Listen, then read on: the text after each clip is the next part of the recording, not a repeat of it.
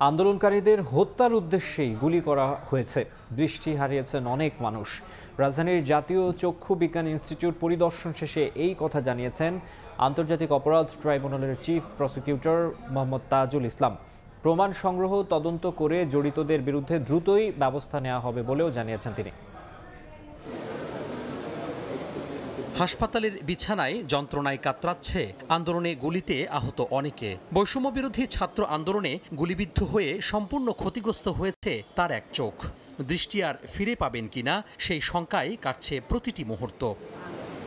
সকালে রাজধানীর জাতীয় চক্ষু বিজ্ঞান ইনস্টিটিউট ও হাসপাতালে ছাত্র আন্দোলনে আহতদের খোঁজ খবর নিতে যান চিফ প্রসিকিউটর মোহাম্মদ তাজুল ইসলাম। বলেন, নিশ্চিত হয়েছে যারা এসেছেন সবাই গানশটে আহত।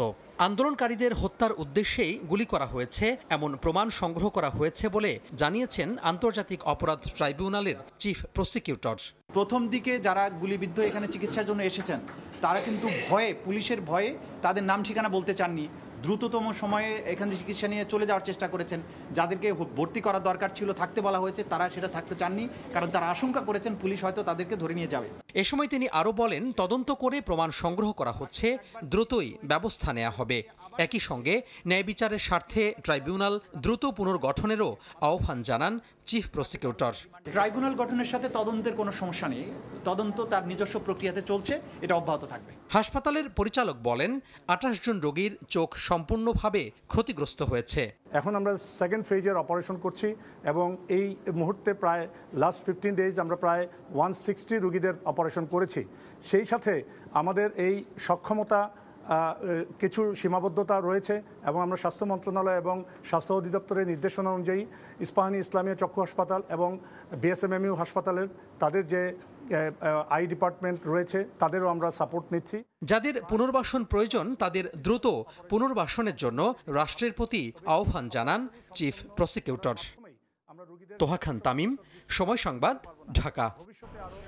বৈষম্য বিরোধী ছাত্র আন্দোলনে সারা দেশে নিহত হয়েছেন 700 জন, আহত হয়েছেন প্রায় 19,000। সচিবালয়ের ব্রিফিংয়ে এই তথ্য জানিয়েছেন স্বাস্থ্য মন্ত্রণালয়ের জ্যেষ্ঠ সচিব আকমল হোসেন। সরকার আহতদের যথাযথ চিকিৎসা সহ প্রয়োজনে বিদেশে চিকিৎসার ব্যবস্থা করবে বলেও জানান তিনি। যারা আহত হয়েছেন তাদেরকে সর্বোচ্চ সেবা দেওয়ার আমরা চেষ্টা করছি। এমনকি বিদেশি বিশেষজ্ঞ আমরা এনে কাজ করছি। চোখের এক চোখ বা দুই চোখ হারিয়েছেন আংশিক বা পরিপূর্ণভাবে, এদের সংখ্যা কয়েকশো। তাদেরকে আমাদের ছোট একটা চক্ষু ইনস্টিটিউটে সম্ভব না, বিদেশি বিশেষজ্ঞ দিয়ে আমরা তাদেরকে চেষ্টা করছি। বিমানের মতো কেউ যদি এগিয়ে আসে যে আমরা চিকিৎসার ব্যয়বহুল অংশটা আমরা বহন করব, সেটা আমাদের জন্য সৌভাগ্য। যদি না করে তাহলে যারা খুবই জরুরিভাবে বিদেশে যাওয়া দরকার আমরা ব্যবস্থা করব। আশুলিয়ায় গুলি করে হত্যার পর ভ্যানে 6 জনের লাশ পোড়ানোর ঘটনায় আন্তর্জাতিক অপরাধ ট্রাইব্যুনালের তদন্ত সংস্থায় 2টি অভিযোগ দায়ের করা হয়েছে। বিচার চেয়ে নিহত 2 ছাত্রের পরিবার অভিযোগগুলো দায়ের করেন। এ নিয়ে ট্রাইব্যুনালে গণহত্যার অভিযোগ জমা পড়ল 15টি। এমন বিভৎসতা, নির্মমতা হয়তো কেউ দেখেনি আগে। গুলি করে হত্যার পর মরদেহ ভ্যানে ছুঁড়ে ফেলার ভিডিও ভাইরাল হয় কদিন আগে। সামাজিক যোগাযোগ মাধ্যমে ভিডিওটি সামনে না আসলে হয়তো অজানাই থেকে যেত এমন বর্বরতা। আন্দোলনের সময় আশুলিয়ায় ভ্যান গাড়িতে 6 জনের লাশ পুড়িয়ে দেওয়ার ঘটনায় সাবেক প্রধানমন্ত্রী শেখ হাসিনা সহ 70 জনের বিরুদ্ধে 2টি অভিযোগ দায়ের হয়েছে আন্তর্জাতিক অপরাধ ট্রাইব্যুনালের তদন্ত সংস্থায়।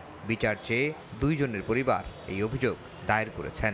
তারা আন্দোলনরত ছাত্র জনতাকে আংশিক বা সমূলে নির্মূল করার জন্য তাদের অধীনস্থ পুলিশ বাহিনীকে হত্যার নির্দেশ দিয়েছে এবং ঊর্ধ্বতন কর্তৃপক্ষের আদেশ মেনে আশুলিয়া ঘটনা 5/8/2024 আশুলিয়া থানায় কর্মরত সকল অফিসার ফোর্স নির্বিচারে আন্দোলনরত ছাত্র জনতার উপর গুলি চালিয়েছে এবং গুলি চালিয়ে 6 জন ছাত্রকে হত্যা করেছে। অভিযোগের আসামি হচ্ছে সাবেক প্রধানমন্ত্রী শেখ হাসিনা, সাবেক সেতুমন্ত্রী ওবায়দুল কাদের, সাবেক স্বরাষ্ট্রমন্ত্রী আসাদুজ্জামান কামাল, প্রধানমন্ত্রী শিল্প বিষয়ক উপদেষ্টা সালমান এফ রহমান, সাবেক আইজিপি সহ মোট 2 মামলায় 70 জন আসামি। এ নিয়ে ছাত্র জনতার আন্দোলন এবং শাপলা চত্বরে হেফাজতের সমাবেশে গণহত্যার 15টি অভিযোগ জমা পড়ল ট্রাইব্যুনালে। 2টি ঘটনায় অভিযোগ দায়ের করেছে। এক যে সজল, সে সিটি ইউনিভার্সিটিতে দ্বিতীয় সেমিস্টারের ছাত্র ছিল এবং সাবুর সে শাহিন স্কুলের 10ম শ্রেণীর ছাত্র ছিল। গণ অভ্যুত্থানে হত্যা, গণহত্যা এবং মানবতাবিরোধী অপরাধের তদন্ত শুরু হলেও এখন পর্যন্ত ট্রাইব্যুনালে বিচারক নিয়োগ করতে পারেনি অন্তর্বর্তী সরকার। আফজাল হোসেন, সময় সংবাদ, ঢাকা। সাবেক প্রধানমন্ত্রী শেখ হাসিনার বিদ্যুৎ ও জ্বালানি উপদেষ্টা তৌফিক এলাহি চৌধুরীর 4 দিনের রিমান্ড মঞ্জুর করেছেন আদালত। ছাত্র আন্দোলনে সুমন শিকদার হত্যার ঘটনায় হওয়া মামলায় গ্রেফতার দেখিয়ে বিকেলে তৌফিক এলাহিকে আদালতে নেয় পুলিশ 10 দিনের রিমান্ড আবেদন করলে শুনানি শেষে 4 দিনের আবেদন মঞ্জুর করেন আদালত। শুনানি শেষে রাষ্ট্রপক্ষের আইনজীবী বলেছেন, হত্যা মামলায় তৌফিক এলাহির জড়িত থাকার প্রাথমিক প্রমাণ পাওয়া গেছে। এছাড়া দেশের বিদ্যুৎ জ্বালানি খাত ধ্বংস করে অর্থ পাচারের সহযোগিতার অভিযোগও আছে সাবেক এই জ্বালানি উপদেষ্টার বিরুদ্ধে। যে আসামি এই হত্যার সঙ্গে জড়িত এবং এই হত্যার বিষয়ে আর কারা কারা জড়িত এবং এই হত্যার পিছনে আর কারা কারা আছে এই বিষয়ে বিশদভাবে জিজ্ঞাসাবাদ করার জন্য এই আসামি প্রাথমিকভাবে কিছু তথ্য দিয়েছেন এবং আরও তথ্য পাওয়ার জন্য তাকে অধিকতর জিজ্ঞাসাবাদ করা প্রয়োজন, তার জন্য রিমান্ডে তিনি প্রার্থনা করেন। বিজ্ঞ আদালত উভয়ের বক্তব্য শুনে এই আসামির বিরুদ্ধে 4 দিনের রিমান্ড মঞ্জুর করেন। উনি এই ঘটনাস্থানে উপস্থিত ছিলেন না এবং ঘটনা সম্পর্কে কিছু জানতেন না। আপনারা ইতিমধ্যে জানেন যে বাদী জানে না আসামি জানে না মামলার বাদীকে। আওয়ামী লীগের শাসন আমলে সংঘটিত গুম, খুন ও বিচার বহির্ভূত হত্যাকাণ্ডে জড়িত এবং নির্দেশদাতাদের বিশেষ ট্রাইব্যুনালে বিচারের দাবি জানিয়েছে কাউন্সিল এগেইনস্ট ইনজাস্টিস CAI। সকালে রাজধানীর উত্তরা র্যাপিড অ্যাকশন ব্যাটালিয়ন হেডকোয়ার্টারের সামনে অবস্থান কর্মসূচি পালন করে সংগঠনটি। এ সময় হাসিনার রেজিমের সব টর্চার ও গুম সেল উন্মোচনের দাবিও জানানো হয়। ভুক্তভোগীরা বলেন, বিশেষ বাহিনীর বেআইনি কার্যক্রম নজরদারি ও প্রতিরোধের জন্য একটি উচ্চ পর্যায়ের কমিটি গঠন করতে হবে। এছাড়া র্যাবের নিয়ন্ত্রণাধীন গোপন নির্যাতন কক্ষগুলো মিডিয়ার মাধ্যমে জাতির কাছে উন্মোচন করতে হবে। গুমের শিকার ব্যক্তিদের অবিলম্বে তালিকা প্রকাশ করে তাদের মুক্তি দিতে হবে। আমাকে যখন গুম করে রাখা হয়, চোখ বাঁধা রাখতো, হাতে হ্যান্ডক্যাপ থাকতো, এরপরেও আমি একটা চেয়ারে লিখেছিলাম যে লেখা আছে ল্যাব 3, অর্থাৎ আমি এটা নিশ্চিতভাবে বলতে পারি র্যাব 3-তে আমাকে আটকে রাখা হয়েছিল।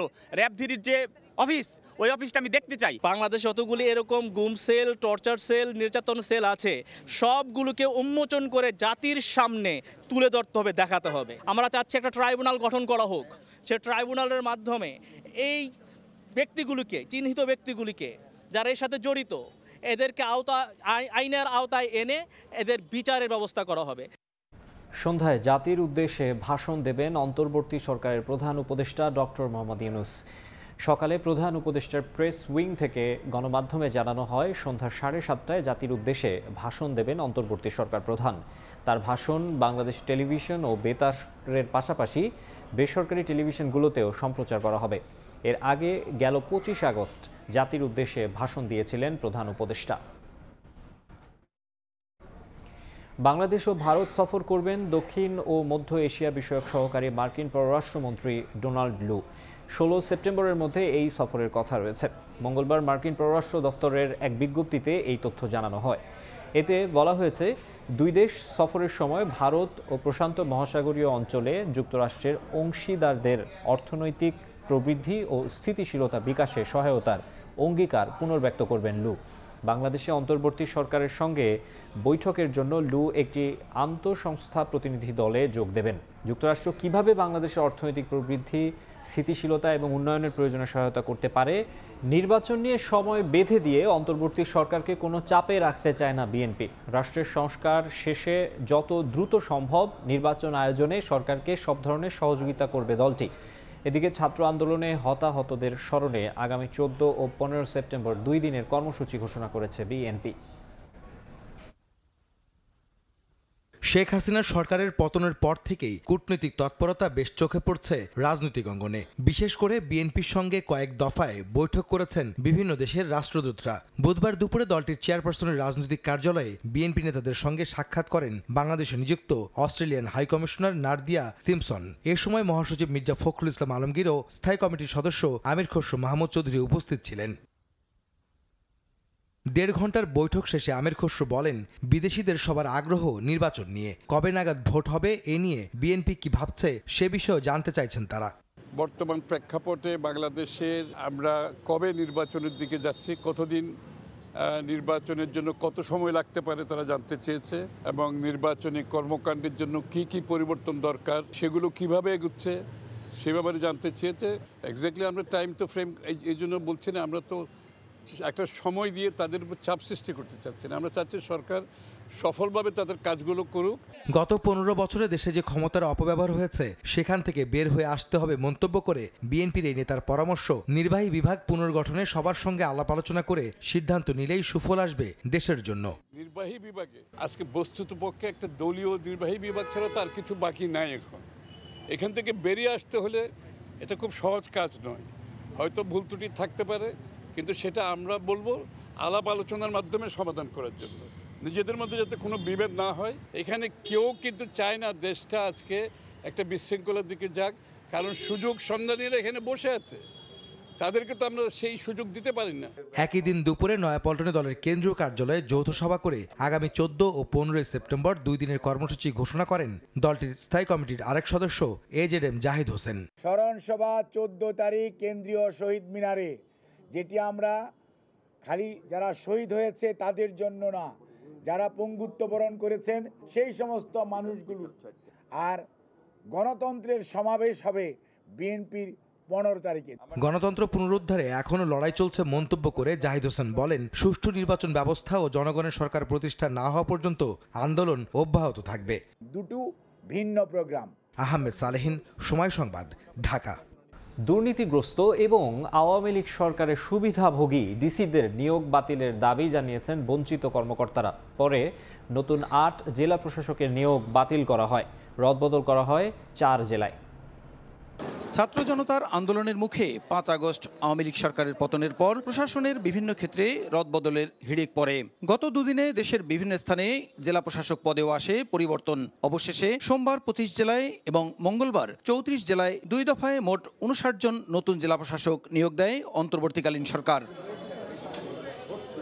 এরপর থেকেই এই নিয়োগ নিয়ে ঘোর আপত্তি তোলেন আওয়ামী লীগ সরকারের আমলে বঞ্চিত কর্মকর্তারা। ডিসি পদে নিয়োগের ক্ষেত্রে বঞ্চিত হওয়ার অভিযোগ তুলে মঙ্গলবার বিকেলে ও বুধবার সকালে সচিবালয়ে জনপ্রশাসন মন্ত্রণালয়ে হট্টগোল করেন উপসচিব পর্যায়ের অনেক কর্মকর্তা। 59 জন ডিসি নিয়োগের প্রজ্ঞাপন বাতিল করার দাবি জানিয়ে বঞ্চিতদের পক্ষে BCS 25 ব্যাচের কর্মকর্তা নুরুল হাফিজ গণমাধ্যমকে জানান, নতুন নিয়োগ দেওয়া অনেকেই দুর্নীতিগ্রস্ত, তাদের পরিবর্তে মেধাবী, যোগ্য ও সৎ কর্মকর্তাদের নিয়োগ দেওয়ার দাবি জানান তিনি।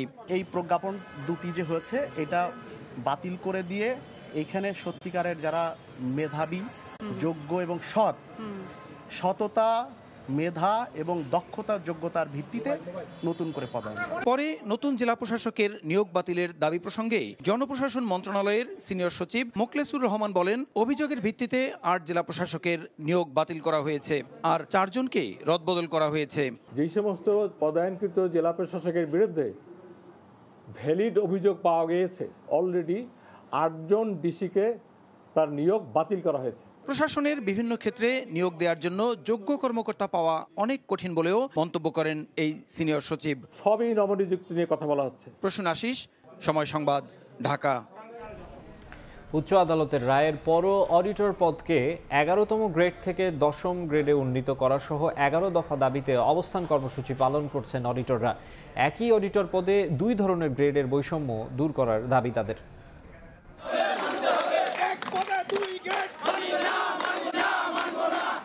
অডিটর পদে 2 ধরনের বেতন বৈষম্য নিরসন ও 10ম গ্রেড বাস্তবায়নের দাবিতে রাজধানীর সেগুনবাগিচায় মহাহিসাব নিয়ন্ত্রকের প্রধান কার্যালয়ে অবস্থান কর্মসূচি অডিটরদের। তাদের দাবি, আদালত অডিটর পদটিকে 10ম গ্রেডে উন্নীত করার রায় দিয়েছেন। সিএজি কার্যালয়ের অধীন দপ্তরগুলো অডিটর পদের বেতন গ্রেড 11তম থেকে 10ম গ্রেডে উন্নীত করার জন্য অর্থ মন্ত্রণালয়ে ইতিমধ্যে চিঠি পাঠানো হয়েছে। তবে অদৃশ্য কারণে এখনো সেটি বাস্তবায়ন হচ্ছে না। রায় বাস্তবায়ন না হওয়া পর্যন্ত আন্দোলনের হুঁশিয়ারি তাদের। 2013 সালে জনপ্রশাসনের সুস্পষ্ট রায় রয়েছে, মতামত রয়েছে এবং অর্থ মন্ত্রণালয়ের মতামত রয়েছে। এই মতামতকে উপেক্ষা করা হয়েছে। আমাদের ঊর্ধ্বতন কর্তৃপক্ষ আমাদের বৈষম্যের ভিতরে রাখার জন্য তারা শুধু মাত্র ওই 61 জন যারা পিটিশনার ছিলেন তাদের গ্রেডটা উন্নীত করা হয়েছে। বর্তমানে অডিটর হিসেবে কর্মরত আছেন ৬,৯৮৫ জন। এর মধ্যে মাত্র ৬১ জনকে হাইকোর্টের রায়ের প্রেক্ষিতে যারা রিট মামলার পদভুক্ত হয়েছিলেন শুধু তাদের 10ম গ্রেডে বেতন দেওয়া হয়, বাকিরা এখনো 11তম গ্রেডে বেতন পাচ্ছেন। আমাদের 61 জনকে অলরেডি 10ম গ্রেড প্রদান করে তাদেরকে চাকরি করতেছে। তো আমরা চাচ্ছি যে একই পদে যেন 2 রকম বৈষম্য সৃষ্টি না হয়। বর্তমানে আমরা অবস্থান কর্মসূচি করছি এবং আমাদের যে বিল যে পাসিং যে অথরিটি আমাদের সিজিএ থেকে এখানে বিলের সকল কার্যক্রম বন্ধ আছে। বর্তমান অর্থ সচিব ফেজিস সরকারের মদতপুষ্ট একজন অফিসার, বর্তমান সরকার পট পরিবর্তন হওয়ার পরেও তিনি কিভাবে এই সিটে এখনো কাজ করেন এটা আমাদের জানতে চাই। এদিকে আন্দোলন চলাকালে জাতীয় প্রেস ক্লাবে তাদের একটি প্রতিনিধি দল সংবাদ সম্মেলনে দাবি করেন সিএজি অফিসে যোগাযোগ করলে অর্থ মন্ত্রণালয়ের কাজ বলে দায় এড়িয়ে যাচ্ছেন। একমাত্র আমাদের অডিট অ্যান্ড অ্যাকাউন্টস ডিপার্টমেন্টের এই অডিটর পোর্টটিকেই 2টা গ্রেডে করা হয়েছে, যেটা আমরা এই বৈষম্যটা আজকে নতুন না, এটা দীর্ঘদিনের একটা বৈষম্য। এ সময় কস্ট বেনিফিট অ্যানালাইসিসের ভিত্তিতে অডিট ক্যাডারদের রাজস্বের মিতব্যয়িতা নিশ্চিতের দাবিও তোলেন আন্দোলনকারীরা। সাইফুল ইসলাম, সময় সংবাদ, ঢাকা। শিল্প কারখানায় ভাঙচুর সহ ধ্বংসাত্মক কাজে বিদেশিদের এজেন্টরা জড়িত এমন অভিযোগ করে দেশের অর্থনীতি এগিয়ে নিতে প্রয়োজনীয় সমস্ত ব্যবস্থা নেয়ার দাবি জানিয়েছে টেক্সটাইল শিল্প মালিকদের শীর্ষ সংগঠন বিটিএমইএ। দেশের স্পিনিং মিলগুলোকে বাঁচাতে সড়ক পথে সুতা আমদানি বন্ধের দাবি জানিয়েছে সংগঠনটি। এদিকে শ্রমিকদের বকেয়া ভাতা পরিশোধ সহ কমিটি গঠন করে সমস্যা সমাধানের আশ্বাস দিয়েছেন শ্রম ও কর্মসংস্থান উপদেষ্টা।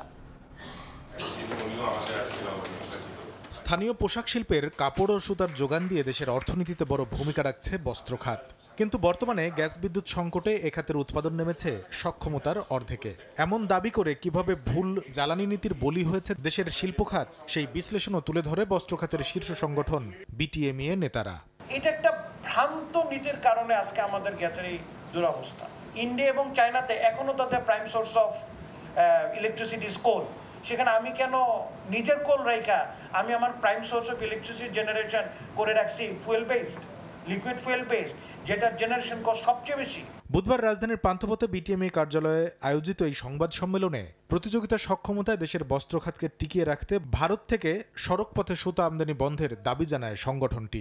আমরা যতটুকু জানি 100 টন এলসি হয়, মাল আসে 200 টন, কারণ আমার বর্ডার এরকম প্রোটেকশন নাই, ল্যান্ড পোর্ট। আমি অনুরোধ করব কিছুদিনের জন্য যাতে সি পোর্ট, যে পর্যন্ত আমাদের বর্ডারটা সুরক্ষিত না হয়, ল্যান্ড পোর্টে যাতে সুতা আমদানি আপাতত বন্ধ থাকে। বর্তমানে শিল্পাঞ্চলে ভাঙচুর ও ধ্বংসাত্মক কাজে জড়িত বিদেশি এজেন্টরা এমনটাই দাবি করেন বিটিএমইএ নেতারা। তবে এভাবে চলতে থাকলে দিন শেষে বড় মাসুল গুনতে হবে বলেও আশঙ্কা তাদের। আমাদের দেশের ওয়ার্কাররা কিন্তু খুবই শান্তিপ্রিয়। এখন যেটা সাম্প্রতিককালে হচ্ছে, এটা একটা বহিরাগত চক্রের মধ্যে আমরা পড়ে আছি। অল্প গুটি কয়েকটা লোক, আমি প্রশাসনকে বলবো ওনারা যে ভূমিকা নিয়েছিল সরকারকে টিকে রাখার জন্য, সেই ভূমিকা নেই দেশটাকে গড়বার জন্য। এ সময় শিল্প সহায়ক নীতির পাশাপাশি টিকে থাকার জন্য প্রণোদনার দাবি জানান সংগঠনটির সভাপতি। আমরা তো দাঁড়ানোর সুযোগই পাচ্ছি না। আপনি আসছেন, ক্যাপাসিটি পেমেন্ট করতেছেন, বিনা পয়সায় পাওয়ার প্ল্যান্ট না চালায় টাকা দিচ্ছেন, তারপরে এই বড় বড় প্রজেক্ট করতেছেন, অথচ আপনার যে বেসিক যে চালিকা শক্তি ইকোনমির, এখানে তো আপনি কোনোদিনও মনোযোগী ছিলেন না। এদিকে সচিবালয়ে এক সভা শেষে শিল্পাঞ্চলে কর্মপরিবেশ ঠিক রাখতে শ্রমিক অভিযোগ পর্যালোচনায় একটি কমিটি গঠন করার কথা জানান শ্রম ও কর্মসংস্থান উপদেষ্টা। কলকারখানা প্রতিষ্ঠান পরিদর্শন অধিদপ্তরের কর্মকর্তাদের মাঠ পর্যায়ে জনসম্পৃক্ততা বাড়ানো এবং যথাসম্ভব মাঠ পর্যায়ে পরিদর্শন করে সমস্যা নিরসনের উদ্যোগ গ্রহণের সিদ্ধান্ত হয়েছে। শ্রমিকদের ন্যূনতম মজুরি নির্ধারণে পুনরায় দ্রুত সময়ের মধ্যে কাজ শুরুর আশ্বাস দেন তিনি। কামরুল হাসান সবুজ, সময় সংবাদ, ঢাকা।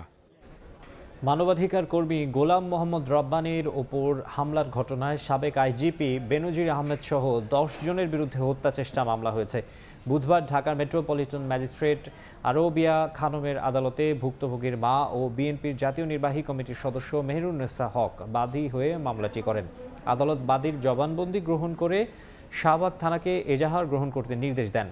মামলার অন্য আসামিরা হলেন ঢাকা মহানগর দক্ষিণ যুবলীগের সাবেক সভাপতি ইসমাইল চৌধুরী সম্রাট, ভোলা 3 আসনের সাবেক এমপি নুরুন্নবী শাওন, ঢাকা 6 আসনের সাবেক এমপি ইলিয়াস মোল্লা, কুমিল্লা 11 আসনের সাবেক এমপি মুজিবুল হক, সাবেক ডিবি প্রধান কৃষ্ণপদ রায় সহ পুলিশের কয়েকজন ঊর্ধ্বতন কর্মকর্তা। ছাত্র জনতার আন্দোলনের মুখে দেশ ছাড়েন শেখ হাসিনা, গঠন করা হয় অন্তর্বর্তী সরকার। ডক্টর মোহাম্মদ ইউনূস সরকারের কাছে সাধারণ মানুষের প্রত্যাশার যেন শেষ নেই। 1 মাস পেরিয়েছে অন্তর্বর্তী সরকারের। অভ্যুত্থান পরবর্তী কেমন বাংলাদেশ চাই এমন শীর্ষক আলোচনার আয়োজন করে ঢাকা কলেজ বৈষম্য বিরোধী ছাত্র আন্দোলন। আলোচনায় উঠে আসে নতুন করে দেশ গড়ার অঙ্গীকারের কথা। দীর্ঘ 15 বছরেরও বেশি সময় একদলীয় শাসন, এক সরকার ব্যবস্থা, বিস্তর অভিযোগ, ক্ষমতা চিরস্থায়ী করার জন্য নির্যাতন, দমন পীড়ন সহ আদালত, মানবাধিকার কমিশন, দুদক, গণমাধ্যম সব ক্ষেত্রে বৈষম্য সৃষ্টি করে ক্ষমতা টিকিয়ে রাখার অভিযোগ রয়েছে হাসিনা সরকারের বিরুদ্ধে। বিপর্যস্ত এমন রাষ্ট্রকে সংস্কারের দাবি তোলে শিক্ষার্থীরা। এরপরই জুলাই বিপ্লব, জাতীয় ঐক্য আর ছাত্র জনতার গণ অভ্যুত্থানের মুখে 5 আগস্ট পদত্যাগ করে দেশ ছাড়েন শেখ হাসিনা। অন্তর্বর্তীকালীন সরকারের অভ্যুত্থান পরই ছাত্র জনতার নেতৃত্বে গঠিত হয় অন্তর্বর্তীকালীন সরকার। রাষ্ট্র সংস্কারের দায়িত্ব নেন ডক্টর মোহাম্মদ ইউনূস সরকার। এর মধ্যে অন্তর্বর্তী সরকারের সময় পেরিয়েছে 1 মাস। এখন প্রশ্ন, অভ্যুত্থান পরবর্তী কেমন বাংলাদেশ চায়? বুধবার এই শীর্ষক আলোচনা সভার আয়োজন করেছে ঢাকা কলেজের বৈষম্য বিরোধী ছাত্র আন্দোলন। আলোচনায় অংশ নেন কবি, লেখক, শিল্পী, সাংবাদিক সহ শিক্ষার্থীরা। এ সময় বক্তারা বলেন, আগামীর দেশ হতে হবে জনগণের। দেশের প্রতিটি ক্ষেত্রে পরিবর্তন আনতে তরুণদের এগিয়ে আসার আহ্বান জানান তারা। আমরা যে বাংলাদেশের নাগরিক, এই কনসেপ্টটাই তো আমাদের ভুলিয়ে দেওয়া হয়েছে। আমরা সব সময় মনে করেছি কোনো এক রানীর আওতায় আমরা প্রজা হিসেবে আছি আর রানী হিসেবে তারা শাসন করছে। রাষ্ট্রটাকে জনগণের কাছ থেকে ছিনিয়ে নেওয়া হয়েছে। যে সমস্ত উপাদানকে ব্যবহার করে সেই উপাদানের দুর্গকে আপনার আনতে হবে। এছাড়াও আলোচনা হয় রাষ্ট্র গঠনে করণীয় নিয়ে। বক্তারা বলেন, আগামীর রাষ্ট্র গঠন করতে হলে সার্বজনীন জ্ঞানের বিকাশ ঘটিয়ে জনগণের কাছে জবাবদিহিতা নিশ্চিত করতে হবে। গণ অভ্যুত্থান কোনো ডিনার পার্টি, মাও সেতুং বলেছেন যে ডিনার পার্টি নয়, এটা হলো একটা বিরাজমান সহিংস কায়েমি স্বার্থবাদী সমাজ ব্যবস্থাকে উৎপাটন করা। রাষ্ট্রের কোনো অধিকার থাকবে না ব্যক্তির স্বাধীনতা হরণ করা এবং ব্যক্তির মর্যাদা ক্ষুণ্ণ করা। প্রাণ, প্রকৃতি, পরিবেশ, প্রাণবৈচিত্র্য এবং সংশ্লিষ্ট জ্ঞান ও ঐতিহ্য ধ্বংস করতে পারবে না। আগামীর বাংলাদেশ বিনির্মাণে নাগরিকদের সোচ্চার হওয়ার প্রয়োজন বলেও জানান আলোচকরা। মনির হোসাইন, সময় সংবাদ, ঢাকা। টাঙ্গাইলের গোপালপুরে বিএনপির গণসমাবেশে ভার্চুয়ালি যুক্ত হয়ে বক্তব্য রাখছেন ভারপ্রাপ্ত চেয়ারম্যান তারেক রহমান। আমরা সরাসরি যাচ্ছি সেখানে। আরেকটি সম্ভাবনার কথা আপনাদের সামনে তুলে ধরি। টাঙ্গাইলের চমচম, বিখ্যাত চমচম, এই যে চমচম, এই চমচম পৃথিবীর আর কোথাও পাওয়া যায় না। আজ আমরা যদি এমন একটি সরকার গঠন করতে সক্ষম হই, যে সরকার চেষ্টা করবে, আমরা যখন বাজারে যাই, দোকানপাটে আমরা কি দেখি? সুন্দর সুন্দর টিনের বাক্সের মধ্যে অথবা সুন্দর সুন্দর বক্সের মধ্যে বিদেশি চকলেট পাওয়া যায়। দেখেছেন না আপনারা? বিদেশি চকলেট দোকানে পাওয়া যায়। তাহলে ভাই আমার প্রশ্ন, আজ কেন আমরা উদ্যোগ গ্রহণ করতে পারবো না? যেই উদ্যোগ গ্রহণ করলে এই টাঙ্গাইলের বিখ্যাত যে চমচম, সেই চমচম আমরা বিদেশে রপ্তানি করতে সক্ষম কেন হব না? কেন আমরা সেই উদ্যোগ গ্রহণ করব না? তাহলে আমাদেরকে এমন একটি সরকার গঠন করতে হবে, যেই সরকার এমন উদ্যোগ গ্রহণ করবে, যে উদ্যোগের ফলে এই টাঙ্গাইলের বিখ্যাত পোড়ামারি চমচম বিদেশে আমরা রপ্তানি করব, যার ফলে বিভিন্ন জায়গায় আমরা চেষ্টা করব, উদ্যোগ গ্রহণ করব এই সম্ভাবনাকে কাজে লাগাতে, যাতে অধিক সংখ্যক বেকার মানুষ কর্মসংস্থানের ব্যবস্থা হয়, যাতে করে এই এলাকায় যে সকল বেকার যুবক আছেন, মা বোনেরা আছেন, তাদেরকে আমরা কর্মসংস্থানের ব্যবস্থা করে দিতে পারি। এখন প্রিয় ভাই বোনেরা, অনেকেই বলবেন দুধের দাম তো বেশি, কিভাবে চমচম কিভাবে কি করবো, মিষ্টির দাম কমাবেন কি করে? সে ব্যাপারেও আমরা উদ্যোগ গ্রহণ করতে চাই, আমরা খাবারের ব্যবস্থা করতে চাই সেই সরকারের পক্ষ থেকে। জনগণের সেই সরকার যদি গঠিত হয়, যে সরকার উদ্যোগ গ্রহণ করবে, মানুষকে সাহায্য করবে, সহযোগিতা করবে ছোট ছোট গো খামার তৈরি করার জন্য, যাতে করে এই এলাকায় চমচম যারা তৈরি করেন তাদের দুধের সমস্যা যাতে কমে আসে। টাঙ্গাইলে বিএনপির সমাবেশে ভার্চুয়ালি যুক্ত হয়ে বক্তব্য রাখছেন তারেক রহমান। আমরা এতক্ষণ সরাসরি ছিলাম সেখানে। কক্সবাজারের উখিয়ায় দুর্বৃত্তের গুলিতে সন্ত্রাসী সংগঠন আরসার 2 কমান্ডার নিহত হয়েছে। ভোরে উপজেলার 20 নম্বর রোহিঙ্গা ক্যাম্পের মারকাজ মসজিদ সংলগ্ন এলাকায় আরসার কমান্ডার ইমাম হোসেন ও রহমতুল্লাহ সহ সংগঠনের কয়েকজন অবস্থান করছিলেন। এ সময় 18 নম্বর ক্যাম্প থেকে 20 থেকে 30 জনের একটি দল এসে তাদের লক্ষ্য করে গুলি করে পালিয়ে যায়। ঘটনাস্থলেই মারা যান ইমাম হোসেন ও রহমতুল্লাহ। গুলিবিদ্ধ অপর একজনকে উদ্ধার করে ক্যাম্প সংলগ্ন হাসপাতালে ভর্তি করেন স্থানীয়রা। খবর পেয়ে মরদেহ উদ্ধার করে ময়নাতদন্তের জন্য সদর হাসপাতালের মর্গে পাঠায় এপিবিএন। আধিপত্য বিস্তারের জেরে এই হত্যাকাণ্ড হয়েছে বলে ধারণা করছে পুলিশ। সৃজনশীল প্রশ্নপত্রে অনুষ্ঠিত হবে চলতি বছরের 6ষ্ঠ থেকে 9ম শ্রেণীর বার্ষিক পরীক্ষা, আর ফল প্রকাশ হবে গ্রেডিং পদ্ধতিতে। সাময়িক সময়ের জন্য সৃজনশীল পরীক্ষা পদ্ধতি অনুসরণ করা হলেও আরও গ্রহণযোগ্য মূল্যায়ন পদ্ধতি প্রবর্তনের পরামর্শ অভিভাবকদের। শাকির আহমেদের রিপোর্ট। আওয়ামী লীগ সরকারের পতনের পর থেকেই শুরু হয়েছে রাষ্ট্র সংস্কার। তারই ধারাবাহিকতায় সংস্কার হবে শিক্ষা খাতেও। দীর্ঘদিন ধরে শিক্ষার্থী, অভিভাবক ও শিক্ষাবিদরা নতুন কারিকুলাম বাতিলের দাবি জানিয়ে আসছিলেন। অন্তর্বর্তীকালীন সরকার সে দাবির বাস্তবায়নে বাতিল করেছে নতুন কারিকুলামের সমালোচিত মূল্যায়ন পদ্ধতি। চলতি বছরের 6ষ্ঠ থেকে 9ম শ্রেণীর বার্ষিক পরীক্ষা হবে সৃজনশীল প্রশ্নপত্রে। জাতীয় শিক্ষাক্রম ও পাঠ্যপুস্তক বোর্ড এনসিটিবি বলছে, প্রতি বিষয়ের 100 নম্বরের পরীক্ষায় থাকবে সংক্ষিপ্ত ও বর্ণনামূলক প্রশ্ন, সঠিক উত্তর ও শূন্যস্থান পূরণ।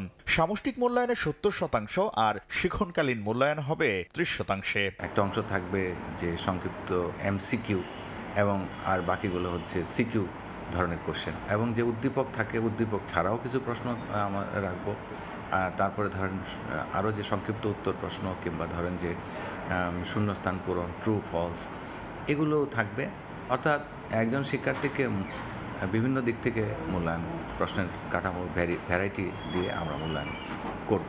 পরীক্ষার ফল প্রকাশে থাকছে না আলোচিত সমালোচিত ত্রিভুজ, চতুর্ভুজ ও বৃত্ত। এর পরিবর্তে আবারও চালু করা হবে নম্বর ভিত্তিক গ্রেডিং পদ্ধতি। আন্তর্জাতিকভাবে স্বীকৃত যে মানদণ্ডগুলি আছে তার উপর ভিত্তি করে আমরা স্কেলটা ওইভাবে করব।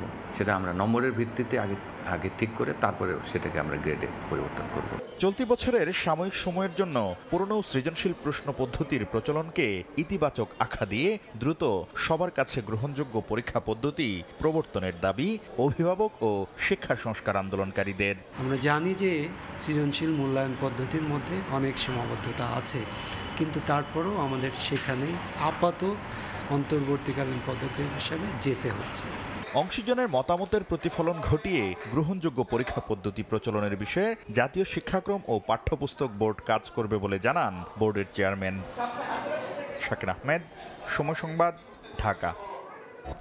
দুর্গাপূজার সময় ইলিশ চেয়ে বাংলাদেশ সরকারের কাছে চিঠি পাঠিয়েছে ভারতের মাছ ব্যবসায়ীরা। ইলিশ রফতানির কথা উল্লেখ করে পররাষ্ট্র উপদেষ্টা তৌহিদ হোসেনের কাছে আবেদন করেছে ভারতের ফিশ ইম্পোর্টার্স অ্যাসোসিয়েশন। তারা জানান, গত 5 বছর যাবৎ বাংলাদেশ সরকার দুর্গাপূজার সময় একটি নির্দিষ্ট পরিমাণ ইলিশ মাছ ভারতে রফতানির অনুমতি দেয়। গত বছরও ভারতের বিভিন্ন রাজ্যে 1300 মেট্রিক টন ইলিশ পাঠানো হয়, তবে এবার রাজনৈতিক অস্থিতিশীলতার কারণে বাংলাদেশের ইলিশ নিয়ে ভারতীয়দের মধ্যে দেখা দিয়েছে অনিশ্চয়তা। দেশের বাইরের খবর, মার্কিন প্রেসিডেন্ট নির্বাচনের আগে টেলিভিশন বিতর্কে প্রথমবারের মতো মুখোমুখি হলেন কমলা হ্যারিস ও ডোনাল্ড ট্রাম্প। এবিসি নিউজের আয়োজনে 90 মিনিটের এই বাকযুদ্ধে একে অন্যের বিরুদ্ধে অভিযোগের তীর ছোড়েন। ট্রাম্পকে স্বৈরাচার আখ্যা দিয়ে তাকে যুক্তরাষ্ট্রের ভবিষ্যতের জন্য ভয়ঙ্কর এবং অযোগ্য বলেন কমলা।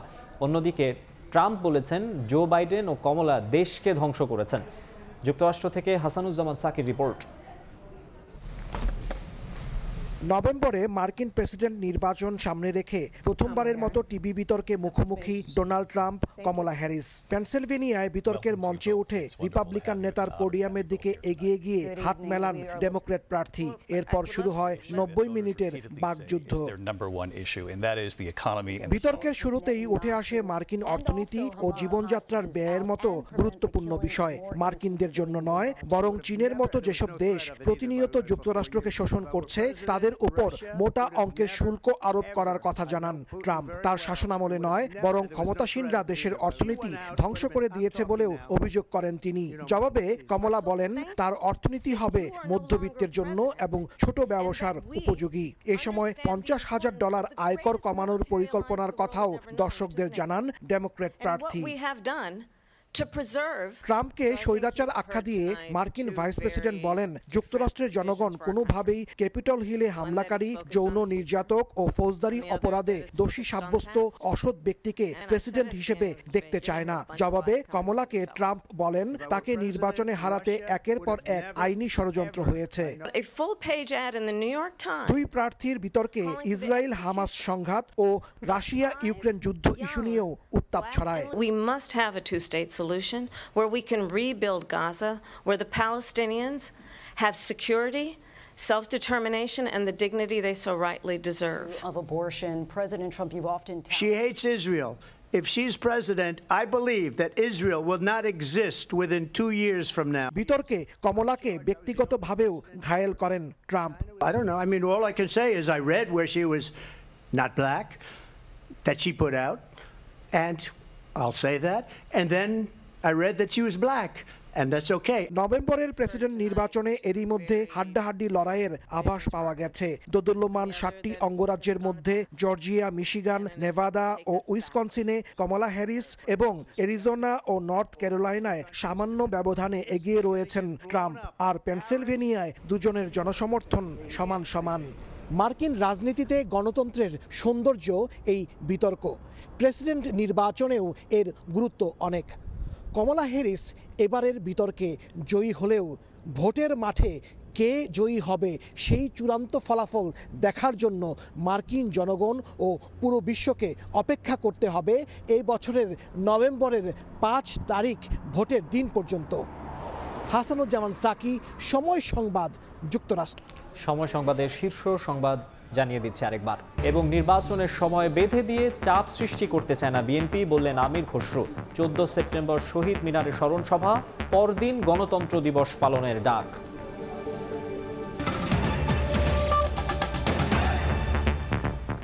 এই ছিল সময় সংবাদে, সঙ্গে থাকুন সময়।